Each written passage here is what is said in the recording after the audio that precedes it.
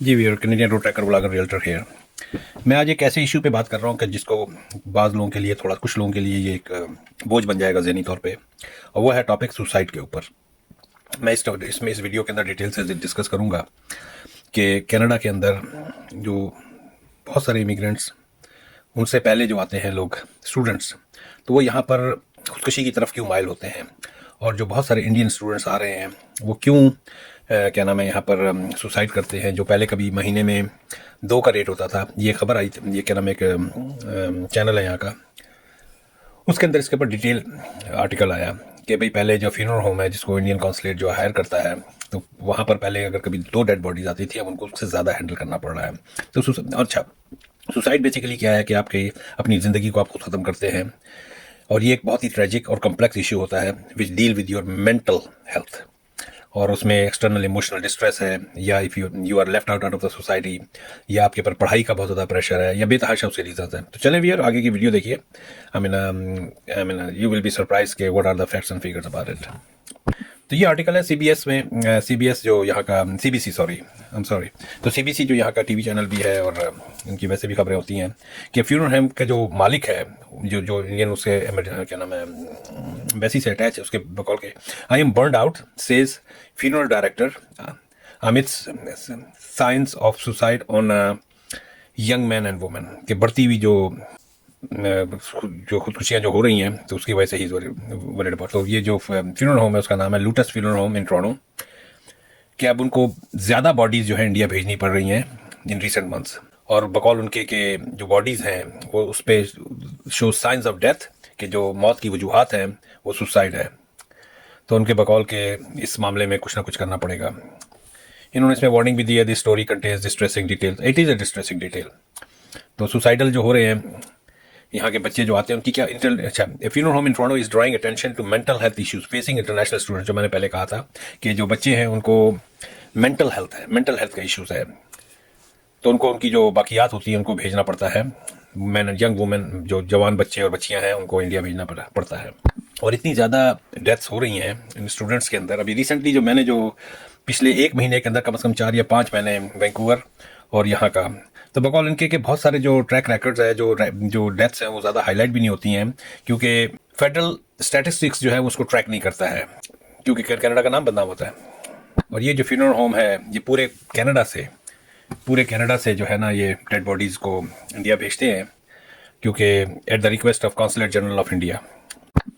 तो बकौल इनके फ्यूनरल होम वालों के पहले 2 होती थी, और उसमें कुछ स्टूडेंट्स होते थे या कुछ ऐसे होते थे जो वर्क परमिट पे होते थे, लेकिन पिछले साल से ये जो है डबल हो चुका है। जो ये तादाद है यहाँ से जो डेड बॉडीज जाती हैं वो डबल हो गई हैं, और उनके बकौल के कुछ महीनों में 5 होती हैं, और कभी 5 या 7 डेड बॉडीज होती हैं वहाँ जा रही होती हैं। और बकौल इनके के इनको कभी कभी पीआई जाना पड़ता है, न्यू बर्न्सविक जाना पड़ता है, Nova Scotia, Manitoba and Quebec, और क्वेबेक तक भी टू कलेक्ट द बॉडीज़।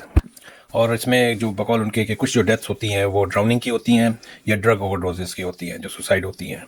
तो बकौल इनके कि हम प्राइवेसी रीजंस की वजह से स्पेसिफिक कॉज तो किसी के नहीं बता सकते, लेकिन उसमें जो वाज़े निशान जो बॉडीज़ के ऊपर होते हैं उससे पता लगता है कि सुसाइड हुई है।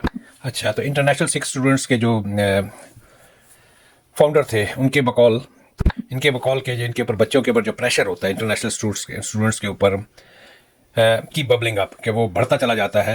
स्टडी परमिट की एक्सटेंशन से रिलेटेड जो प्रॉब्लम होते हैं, उनकी फ़ीस पे करनी, जो स्टूडेंट्स को यहाँ फ़ीस पे करनी पड़ती है, हाँ, तो इनको जो फ़ीस पे करनी पड़ती है हैवी ड्यूटी, तकरीबन 20,000 सालाना के करीब पड़ जाती है। उस पर से जब उनको प्रेशर होता है, क्या नाम है, जॉब का आवर्स पूरे करने, फिर स्कूल की पढ़ाई को पूरा करना, फिर हाउसिंग के इश्यूज़, फिर वैसे डे टू डे महंगाई, और on the top of everything, क्योंकि वो यंग एज में आते हैं, जो एक प्रेशर होता है, जो इर्द गिर्द के लोगों का प्रेशर होता है, फिर एक रेस होती है ब्रांड नेम्स की, फिर गाड़ी हासिल करना, कि मेरे फलाने दोस्त है उसके पास मस्टैंग है फोर्ड की, तो मेरे पास क्यों नहीं है। तो उस रेस के अंदर जिस अंदाज से, और हकीकत भी यही है कि मैं एक बाप हूँ, मेरे बच्चे हैं, मैं इन बच्चों को भी अपने बच्चों की तरह समझता हूँ। तो जब मैं जाके देखता हूँ जो फैंसी किस्म के ब्रांड नेम बैग्स इन लोग बच्चों के हाथ में होते हैं, और दोज आर ऑल स्टूडेंट्स, तो वो सब जो चीज़ें खरीदी जाती हैं उसके ऊपर पैसा खर्च होता है। प्लस पीछे फिर ये लोग पाकिस्तान इंडिया जाते हैं, या इवन पाकिस्तानी स्टूडेंट के भी, जिस तरह एक राफे करके नाम का बच्चा था जिसकी खुदकुशी हुई, जिसके ऊपर प्रेशर था उसके दोस्तों वगैरह का, तो अब इनको वापस भी जाना होता है, छुट्टियों पे घर जाते हैं, फिर उसमें जो शॉपिंग करते हैं, they are drowned in that's mental pressure. और एवेंचुअली जो है उसमें कुछ जो है उस प्रेशर को नहीं ले पाते हैं। और इनका जो इमिग्रेशन का जो पैथवे है वो बहुत ही लंबा होता है। स्टूडेंट कहते तो हैं कि बहुत आसान तरीका है to become a permanent resident, लेकिन एक तकलीफ दे अमर से ये स्टूडेंट्स गुजरते हैं।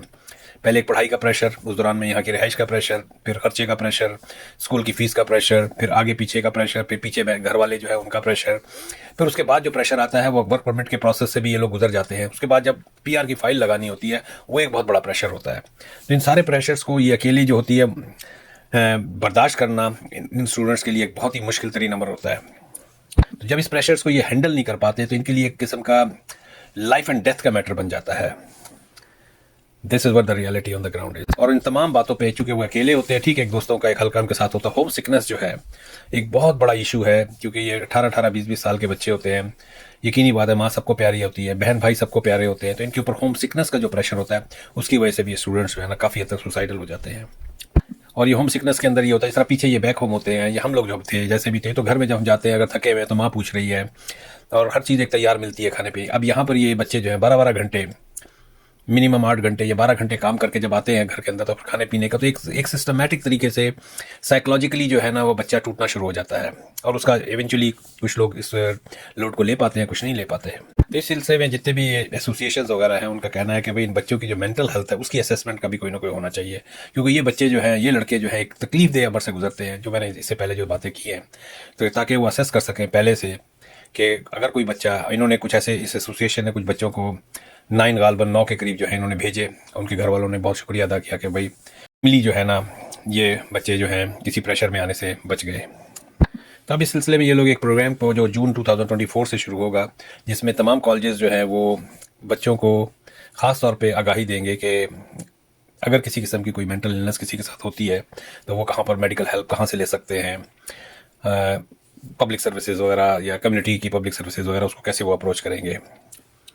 तो बकौल इनके के जो एसोसिएशन के जो करता था लोग उनके, one student death by suicide is already too bad. What students really want is for their mental health to be treated just as urgently as their physical health. तो मैं व्यूअर, मैं क्या ना, मैं आगे फिर मजीद है इसके अंदर के, if you are someone you know it is struggling, here is whether to get help. तो मैं टॉक सुसाइड कनाडा का है, इसकी वेबसाइट है Canadian association for suicide prevention, इसकी एक वो साइट है।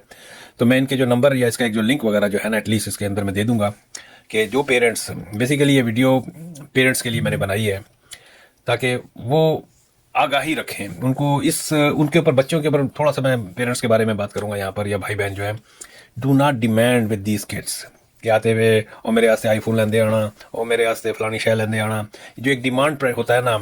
और इन बच्चों से भी है कि focus on their studies, focus on their future. मुझे पता है कि मेरी ये बात इसी तरह ही है जैसे दीवार के साथ सर टकराने वाली बात, लेकिन मेरे वीडियोस बनाने का मकसद सिर्फ और सिर्फ यही होता है कि पेरेंट्स जो है ना, जो ज़्यादा समझदार होते हैं, पहली बात तो ये देखें कि बच्चा की क्या एज है, उस बच्चे को खुद असेस करें कि how he is at the moment, कि should he go to overseas, can he be able to, क्या वो इस पोजीशन में होगा कि वो सारा जो स्ट्रेस है वहाँ पर सोसाइटी का है, होम सिकनेस का है, माली प्रेशर है, या पढ़ाई से, क्या वो बच्चा इस तरह का है कि वो पढ़ पाएगा वहाँ पर इस भेड़ चाल के अंदर, कि ये बच्चा जो है जाएगा, इसका फ्यूचर बन जाएगा। उसका थोड़ा सा कॉइन के दूसरी साइड भी देखें कि क्या वहाँ के ये जितने भी प्रेशर्स मैंने जिक्र किए हैं क्या वो इनको हैंडल कर पाएगा। तो उसके बाद जो है ना उस बच्चे को भेजें। एक भेड़ चाल नहीं हो कि फलाने का मुंडा चला गया था तू ही जाना, पर बेटा जी गल ही कोई नहीं, अपन ले लांगे लोन बैंक तो, या इधरों उधरों कर लांगे कुछ ना कुछ। उसके बाद हाँ, एक बच्चों के ऊपर एक और प्रेशर भी होता है, मैं बीच में कट गई बात, कि वहाँ से लोन कई बच्चे पकड़ के आते हैं, उस लोन का तकाजा पीछे से चल रहा होता है। तो तमाम देखें, एक जिस तरह इस आर्टिकल के अंदर मैंने पढ़ा था कि 1 डेथ इज टू मैनी। एक बच्चा भी सर पाकिस्तानी बच्चा था, उसके मैंने वीडियो देखी, उसके माँ बाप की, उसकी बहन के, एक किसी ने वीडियो बनाई थी कि क्या उन माँ बाप उस बहन के ऊपर गुजर रही है। वो बहनों का 5 बहनों या 6 बहनों का इकलौता भाई था। That kind of death is not required at all, is not welcome at all. अभी तो उसने ज़िंदगी दुनिया के अंदर कुछ देखा ही नहीं था, 18-20 साल का बच्चा जो है, इस तरह बहुत सारे इंडियन बच्चे जो हैं। तो प्लीज़ पेरेंट्स के लिए मेरी ये रिक्वेस्ट है कि आप अपने बच्चे को मॉनिटर करें अच्छी तरीके से, और उसके बाद ये एक लाइफ का एक बहुत बड़ा फैसला होता है कि उसको जहाज़ पे बिठाएं। चले व्यूअर, मैं थोड़ा सा ये आर्टिकल पढ़ा तो मैं परेशान हो गया कि मैंने कहा यार इसके ऊपर एक वीडियो बननी चाहिए। शायद अगर एक बच्चा भी बच जाता है तो मैं समझता हूँ कि मेरी मेहनत ज़ाया नहीं गई। चले व्यूअर, मिलते हैं एक ब्रेक के बाद। Always request, please subscribe my videos, my channel. मिलते हैं एक ब्रेक के बाद।